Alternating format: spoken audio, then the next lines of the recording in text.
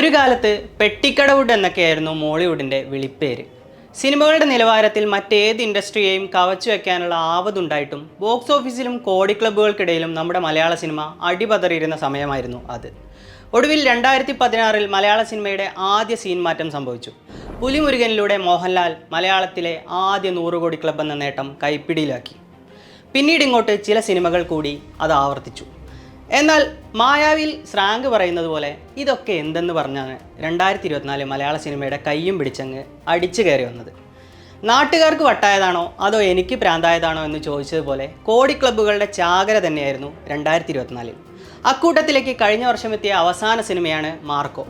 ഹനീഫ ദേനിയുടെ സംവിധാനത്തിൽ ഉണ്ണി മുകുന്ദൻ നായകനായി എത്തിയ ഈ ആക്ഷൻ ത്രില്ലർ ചിത്രം കഴിഞ്ഞ ദിവസമാണ് 100 കോടി ക്ലബ്ബിൽ ഇടം നേടിയത്. ട്രാക്കർമാരുടെ റിപ്പോർട്ട് അനുസരിച്ച് കേരള ബോക്സ് ഓഫീസിൽ നിന്ന് മാത്രം 40 കോടിയിലധികം രൂപയാണ് മാർക്കോ ഇതുവരെ നേടിയത്. മലയാളം കഴിഞ്ഞാൽ ഹിന്ദി പതിപ്പിൽ നിന്നാണ് മാർക്കോ ഏറ്റവും കൂടുതൽ കളക്ഷൻ സ്വന്തമാക്കിയത്.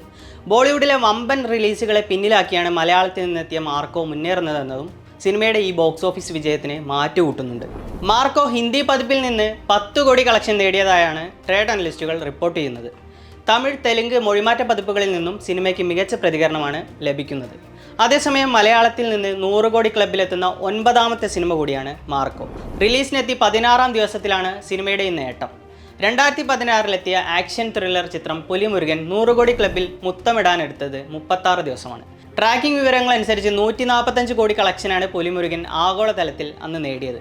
പിന്നാലെ 100 കോടി കടമ്പ കടന്നതും ഒരു മോഹൻലാൽ ചിത്രം തന്നെയാണ്, പൃഥ്വിരാജിൻ്റെ ആദ്യ സംവിധാന സംരംഭമായ ലൂസിഫർ. എന്നാൽ പുലിമുരുകൻ്റെ 1/3 സമയമെടുത്താണ് 2019-ലെത്തിയ ലൂസിഫർ 100 കോടിയിലെത്തിയത്. തിയേറ്റർ റൺ അവസാനിച്ചപ്പോൾ 125 കോടിയോളം രൂപയാണ് ലൂസിഫർ ബോക്സ് ഓഫീസിൽ നിന്ന് അന്ന് നേടിയത്. പിന്നെയും വർഷങ്ങൾ കാത്തിരിക്കേണ്ടി വന്നു മലയാളത്തിന് ഒരു 100 കോടി പടം കിട്ടാൻ. അതിജീവനത്തിൻ്റെ കഥ പറഞ്ഞ് 2023-ലെത്തിയ 2018 മലയാളത്തിൻ്റെ 3ാമത്തെ 100 കോടി പടം. 11 ദിവസത്തിലായിരുന്നു ചിത്രം 100 കോടി ക്ലബ്ബിലെത്തിയത്. റിപ്പോർട്ടുകൾ അനുസരിച്ച് 176 കോടിയാണ് ചിത്രം ആഗോള ബോക്സ് ഓഫീസിൽ നിന്ന് വാരിയത്. അതുകൂടാതെ കേരള ബോക്സ് ഓഫീസിൽ നിന്ന് മാത്രമായി 89 കോടിയോളം രൂപയും സിനിമ കളക്ട് ചെയ്തു. ഇതോടെ കേരള ബോക്സ് ഓഫീസിൽ നിന്ന് ഏറ്റവും കൂടുതൽ പണം വാരിയ ചിത്രമായും 2018 മാറി. മോളിവുഡിൻ്റെ ഗോൾഡൻ ഇയറായ 2024-ലാണ് പിന്നീടുള്ള 100 കോടി പടങ്ങളെല്ലാം. മഞ്ഞുമ്മൽ ബോയ്സിൽ തുടങ്ങിയ ഓളം പ്രേമലുവും ആടുജീവിതവും ആവേശവും ARM കഴിഞ്ഞ് മാർക്കോയിലാണ് എത്തി നിന്നത്. 2024-ലെ ആദ്യ 100 കോടി പടം മഞ്ഞുമ്മൽ ബോയ്സ് ആയിരുന്നു. എന്നാൽ മഞ്ഞുമ്മലിലെ പിള്ളേർ 100-ലൊന്നും ഒതുങ്ങി നിന്നില്ല. റിപ്പോർട്ടുകൾ അനുസരിച്ച് 242 കോടിയോളമാണ് തിയേറ്റർ റൺ അവസാനിച്ചപ്പോൾ കളക്ഷനായി സിനിമ വാരിയത്.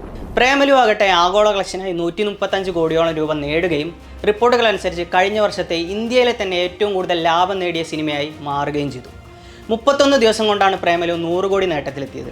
ആടുജീവിതമാകട്ടെ വേഗത്തിൽ 100 കോടി ക്ലബ്ബിലെത്തുന്ന ആദ്യ മലയാള സിനിമയായി മാറി.